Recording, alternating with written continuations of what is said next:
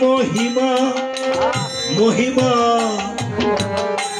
बेदे दीते नारे सीमा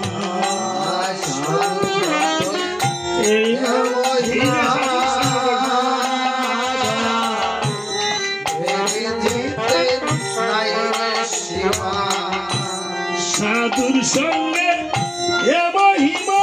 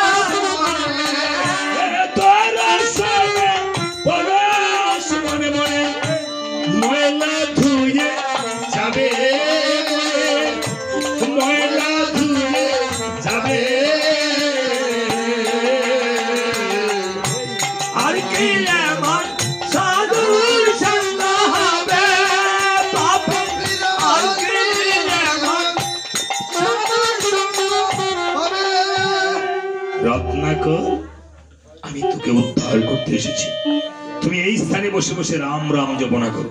রত্নাকর রাম বলতে পারে না, মরা বলতে পারে। মরাই বলো, 3 বার মরা বলে 1 বার রাম উচ্চারণ হয়। 60,000 বছর পরে এখানে এসেছে। বল্মীকের স্তূপের নিচে থেকে রত্নাকরের হাড়গুড়ি বেশি উঠেছে। বলছে রত্নাকর, তোমাকে আমি এখন মানুষে পরিণত করিলাম। তুমি যেই নামে হলে পবিত্র, কোন থেকে রচনা করে গেছি সেই নামের চরিত্র। রাম নামে তোমার ধুয়ে মুছে সমস্ত গিয়েছে। এখন থেকে তোমার নাম দেওয়া হলো বাল্মীক মণি। এইভাবে আমি বাল্মীক মণি হলাম, তাই নাকি? তুমি এই ছিলে, মা কথা বলবেন না। এবার বলছে তাহলে রাম নামটা কেমনে আনছো? এটা কওতি তুমি কইতেই না, এটা তুমি উদ্ধার হইলা। ভোলানাথ তপস্যা কইরা 60,000 বছর তপস্যা কইরা রাম নাম আনছে। হ্যাঁ, ভোলানাথ এই পাহাড়ের মধ্যে তপস্যা করছে, কৈলাস সিংহে, বুঝছেন? বরফের উপরে বৈশা ভোলানাথ তপস্যা করছে।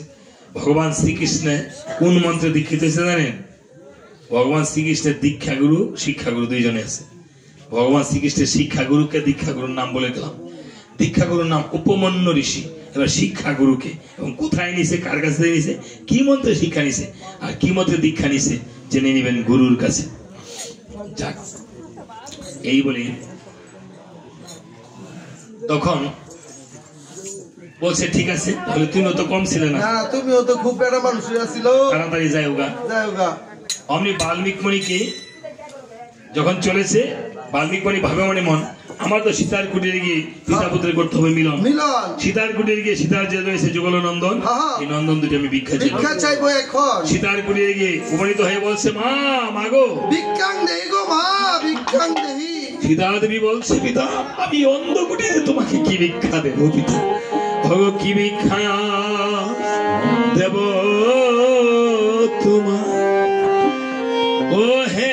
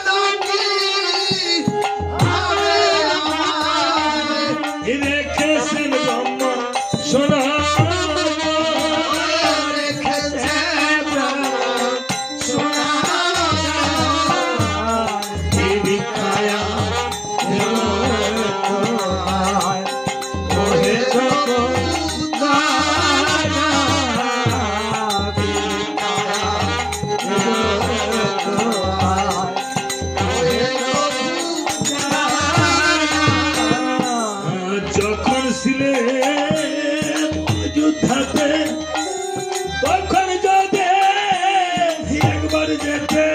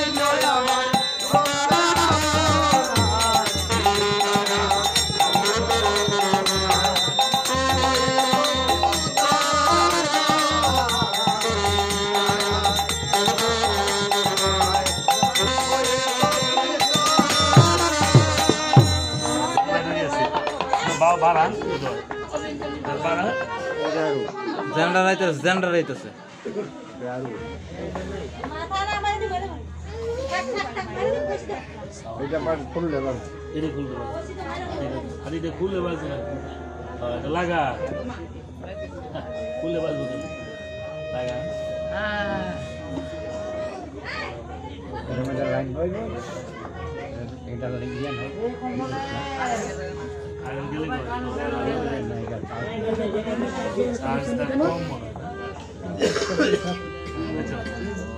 এবার বলছে মা তোমার সন্তানকে আমি অযোধ্যাতে নিয়ে করাবো মিলন মিলন এই বলে যখন পিতা পুত্রের কথা বলেছে আর তোমারও দুঃখের হবে নিবারণ মাত্র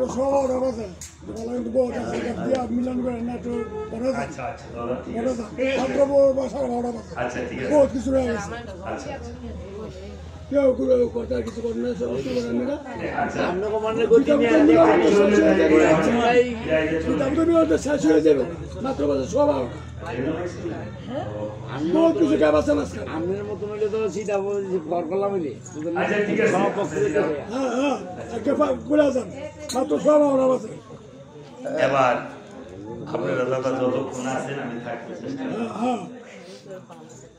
বলছে দেখো বাল্মীক মুনি বলছে মা হ্যাঁ আমি তোমার সন্তানকে অযোধ্যাতে নিয়ে পিতা পুত্রের করাবো মিলন তবে মা হ্যাঁ তোমারও যে বনবাসী জীবন তোমারও দুঃখের হবে এই বলে বাল্মীক মুনির হস্তে লব আর কুশকে উঠিয়ে দিয়েছে বলছে পিতা আমার যে এই সন্তানকে আবার ফিরে পাই তখন বাল্মীক মুনি লব আর কুশকে নিয়ে কিছু দূর গিয়ে বলছে ভাইগণ হ্যাঁ তোদেরকে নিয়ে অযোধ্যা করাতে হবে পিতা পুত্রের মিলন তবে প্রথম তোমার আসলে কি করলে রামায়ণ কীর্তন রামচন্দ্র তো তোদেরকে চিনতে পারে না না রামচন্দ্র প্রথম তোদেরকে চিনবে না রামায়ণ দিয়ে তোমাদের পরিচয় করাতে হবে এই যে রামায়ণ শিখছে রামায়ণ না শিখলে আমি যদি মাস্টারি করতাম হ্যাঁ এই শুভ অবস্থায় দেখা হইলে নইলে শুভ আমার পূর্বজনের ভাই দেখা হইলে অমৌলায় আমার ভাই এই যে ভক্তরা সবাই আমার জন্ম জন্মান্তরে আবার পরেও দেখা হবে কি হবে জানেন পরবর্তী জন্মে জানি না কি হবে তবে যদি বই করছে ভগবান নিতে পারে, মোক্ষ লাভ করতে পারে, যারা যারা আছেন এখানে সাধুগুরু বৈষ্ণবরা পিপিলিকা যেমন দল বেঁধে চলার সময় দেখবেন একটা এই দলের থেকে আস্তে আস্তে ওই ফিরে যাইতেছে, হ্যাঁ বলে একটা মুখের মধ্যে একটা মুখ থাকে, ঠিক কথা বলতে লক্ষ্য করছেন? এই সাধুগুরু বৈষ্ণব হিন্দু মুসলমান যারাই আছে ওই পারে কোনো বৈতরণীর ঘাটে কোনো হিন্দু মুসলমান নাই, কোনো ওই যারা কৃষ্ণ ভক্ত, যারা রাম ভক্ত, যারা হরি ভক্ত, যারা গুরু ভক্ত এটা থাকবে না, তাই না? সরস্বতী নেয় কেউ কালী মতের, কেউ শক্তি মতের, কেউ কালাসন মতের, কেউ গৌরীয় মতের। শ্মশানে কি শিব শিব বল না না না দুর্গা দুর্গা বল কি বলে বাবা হরি বল। ওই ঘটনায় জাতের বিচার পার হয়ে যায় সব দোকানদার, তাই না? কত ধনীমানি হয়ে যায় পার, হ্যাঁ ওই ঘাটে, তাই না? বৈতরণী নদীর ঘাটে গেল সেদিন সবার সাথে একই নৌকায় আমরা সবাই একই নৌকায় যাত্রী হয়ে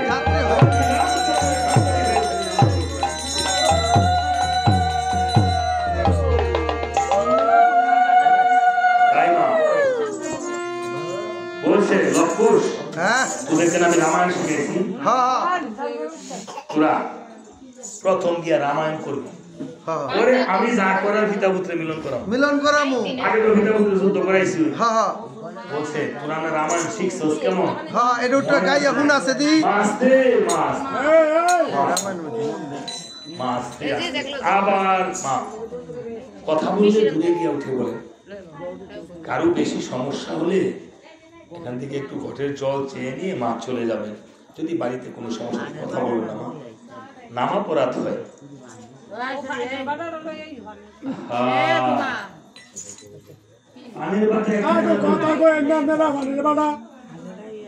বলছি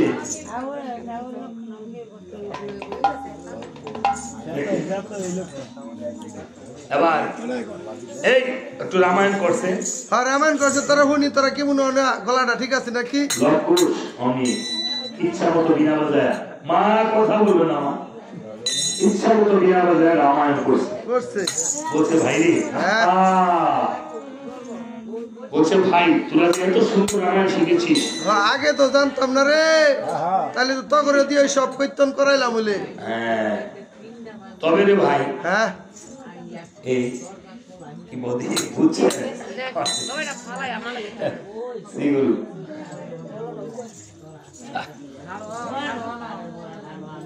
না বলবে না তাহলে তো লাগবো জক কো হে জক একটা জক দিয়ে জ্বলান লই না ওই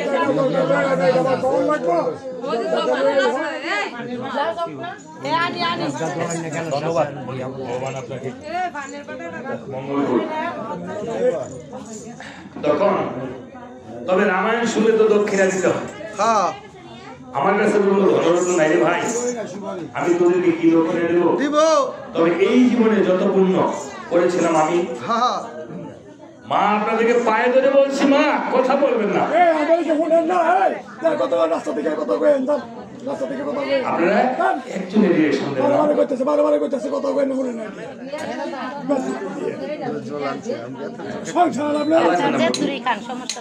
আচ্ছা বলছে তোরা যে এত সুন্দর আমার কিন্তু শিখেছিস, আমি তোদেরকে কি দক্ষিণা দেবো, তবে এই জীবনে যত পুণ্য করেছিলাম আমি, রামায়ণের দক্ষিণান্ত সকল দিলাম তোদের আমি। মায়েরা আপনারা একটু রামায়ণ কীর্তন তো সবাই জানেন, শুনেন কীর্তন থেকে এই যে চরণামৃতটা নিবেন না, চরণামৃত নেওয়ার মন্ত্রটা জানেন? মনে হয় এই জন্যই তো আপনার আপনি করে দেখেন না 3 মাস আপনি পান কিনা, আপনি প্রতিদিন গোবিন্দ সেবা দিয়ে আপনি চরণামৃত নেবেন এবং বলবেন, হ্যাঁ আপনি বলবেন যারা শিক্ষা মন্ত্র নিয়েছেন তা বলবেন ওম ক্লিং হ্রিং শ্রী ঠাং থিং দ্রৌং অকাল মৃত্যু হরণম বিষ্ণু পাদবর্পণ সর্ববেদী বিনাশন সর্বপাপ হরণম বিষ্ণু পাদবর্পণ চরণামৃত প্রাণ পিত্তশীর্ষ ধন্যায়। আমরা প্রতিদিন বলে 3 মাস করে দেখি ভগবান কৃপা করবে। এবার একটা মুখ পিতৃ ধর্ম রক কইব, হ্যাঁ পিতৃ ধর্ম রক কইব না রক। হ্যাঁ স্ত্রী ধর্ম রক্ষা করতে বলা হয়। এই যে কইছেন ত্রিবেণীর ঘাট, ত্রিবেণীর ঘাট পার হইতে গেলে কি বঙ্গ শিখতে হইব, কৃষ্ণ ধ্যান করতে হইব। হ্যাঁ কৃষ্ণের রূপটা ত্রিবঙ্গ রূপে না, কৃষ্ণের মন্ত্র পাইছে জিগাইলে কৃষ্ণ ধ্যান করতে তো না। এবার বলেছিল ঠিক আছে বাবা। তখন বলেছে চরণামিত পানে অকাল মৃত্যু রুদন। অকাল মৃত্যু কি? শ্রী চৈতন্য মাত্র 48 বছর বেঁচেছে, এটা কি একটা আয়ু হইলো? পৃথিবীকে কি দিয়েছে? শঙ্করাচার্য 32 বছর বেঁচেছে, এটা একটা আয়ু হলো? পৃথিবীকে অনেক কিছু দিয়েছে না বাবা। এই জন্য আপনি এই সময়ের মধ্যে অবিলম্বে করে যা কিছু করিবা, হ্যাঁ একাকী এসেছো ভগবী বাজার, অবিলম্বে করে যা কিছু করিবা। পরেরই কথায় কিবা আসে যায় প্রাণ খুলে দাঁড়িয়ে রাখো না। যার শরীর মন হরি কথা হয় তার কাছে তুমি যেও না। আমি কখনো যাই না যার কাছে হরি কথা, আপনারা যাইবেন না যার কাছে হরি কথা শুনবেন না। মুসলমান হ্যাঁ হ্যাঁ আল্লাহ পাকের কথা বলে তার কাছে যাইবেন, হ্যাঁ হিন্দু হ্যাঁ হরি কথা শুনলে শোনাইলে আপনার কাছে যাইবেন, আপনি যাবেন না। আপনার কাছে প্রস্তাব হইতে আছে না, আপনি একটা নামের কবিতা যদি দীক্ষা নাম দিয়েছে মনে আছে উড়াই দিবেন, দেখবেন হ্যাঁ আপনি তো বলাই দেবো। আর যদি ভালো হয় তাহলে হ্যাঁ আমরা করতে হবে, দেখবেন উড়াই দিবেন, তাহলে কুৎসা হইতো না। বুঝছেন? একটা মুসলমানে আপনার কাছে প্রস্তাব করতে হবো, আপনি কবিতা নবীজির বাপের নাম কি, নবীজি কয় সালে জন্মগ্রহণ করছে, গিলাছে দেখবেন হ্যাঁ না লাগে দেবো, এটাই তখন আর প্রস্তাব হতো না। এই জগতের সবচেয়ে বড় পাপ হলো একজন আরেকজনের গিল্লা খাওয়া। তাই বলছে যে ঠিক আছে এইভাবে লবকুশ। এবার চল আমরা এই রামায়ণ রাম সবাইকে শোনাবি। এবার চল আমরা মাধব পানির ঘাটে চলে যাই।